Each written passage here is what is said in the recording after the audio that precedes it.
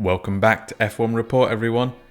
We've now completed our third race of the season, so let's strip everything down and take a look at how things went in the Hungarian Grand Prix.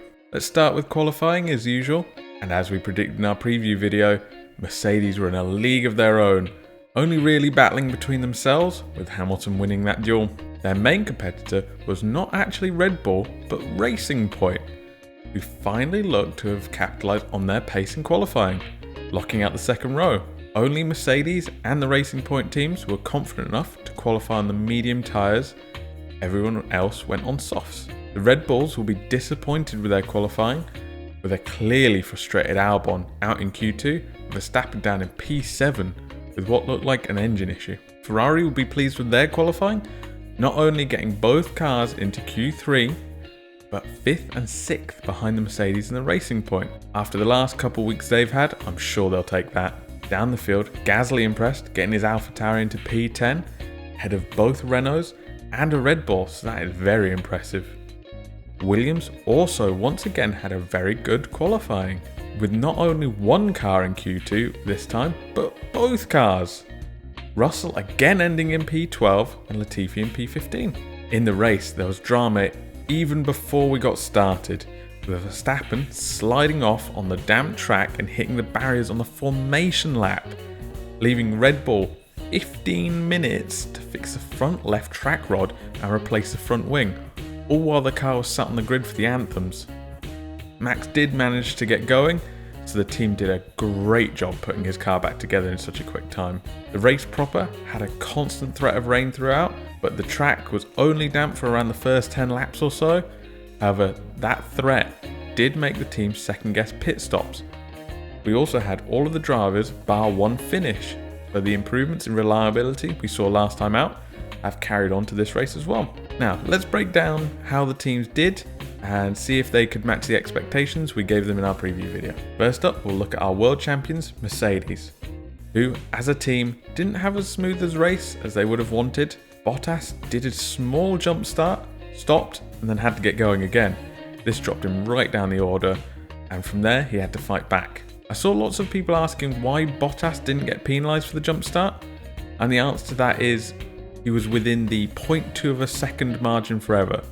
They're allowed to make a mistake as long as it's within 0.2 of a second that they can kind of get going again there. So theoretically, he would have been fine to keep going, even without the stop and restart, but he did that anyway. His fight back was entertaining, dragging himself back up to third and catching Max Verstappen on the final lap for a bit of tension. However, he couldn't get past. So he now has to share the championship lead with Hamilton. Hamilton's race was a straightforward one. He launched off the line well and never really looked in danger at any point. A vintage controlled performance from Hamilton. He even had time to strap on some softs and get the fastest lap towards the end as well. Second place went to the Red Bull of Max Verstappen, who assumed he would not be starting the race after his formation lap crash I mentioned earlier. Both he and teammate Alex Albon did great jobs cutting through the field after poor qualifying performances, showing once again there's real pace in that car, even if it doesn't always show it. Albon ended up stealing 5th place, which will please him and the team after a tough weekend. I still feel terrible for Albon. It seems like the team can't consistently get behind him and give him a car to challenge Verstappen. And then when they do, Hamilton comes along and punts him off the track. Poor guy. The team we thought could challenge Mercedes this weekend was Racing Point, who had that extremely good qualifying. That challenge never really came in the race though, with Perez having a poor start, dropping him down the order, and Stroll was one of the drivers left on a long stint to cover off any incoming rain. Unfortunately for him, that strategy left him vulnerable to a charging Bottas. Stroll did end up with a good result of 4th, which the Racing Point should be pleased with, but just like the last 2 races, we're left asking the question, should they have more? Ferrari had a much better week in comparison to the rest of the season so far. Hopefully they can use this as a springboard to push on. Vettel had a very strong race, only getting pipped for 5th place in the last couple laps by Albon. Leclerc had a harder time, as he was one of the unfortunate guys caught out by the team's indecision on tyres, ending up in 11th after some hard-fought duels in which he lost in most cases due to his tyres. McLaren have typically been the team ready to hoover up any points. However, this wasn't the case this time out. Norris lost out at the start, and Sainz got held up in a massive queue when everybody pitted to get on the slick tyres. Sainz still managed to collect a point for 10th, and Norris did achieve some last lap heroics as usual, but it was only on an overtake of Ocon for 13th. Ocon himself, driving for the Renault, had a quiet race, running around quietly outside the points for the whole time. Teammate Daniel Ricciardo did slightly better with an 8th place finish.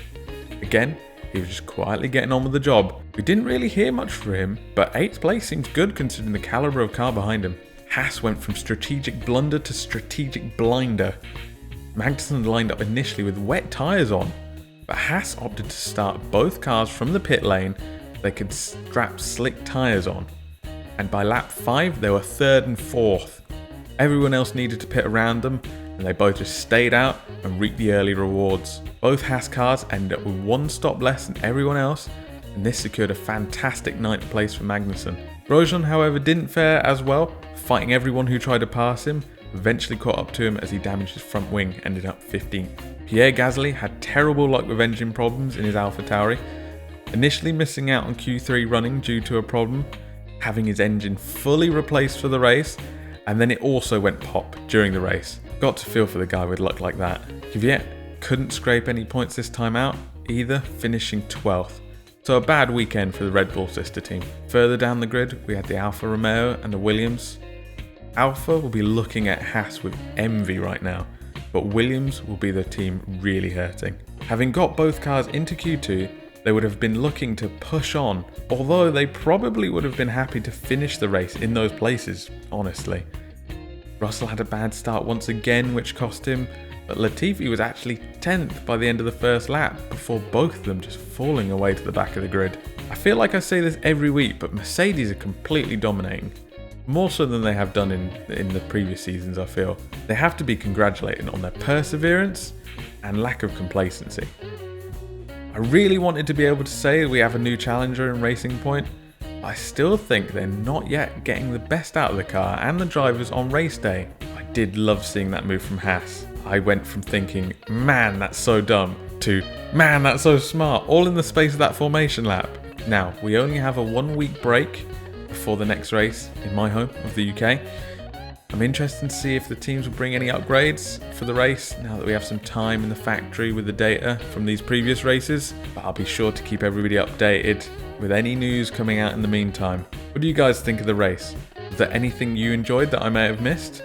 Let me know in the comments, and I'll catch you in the next one.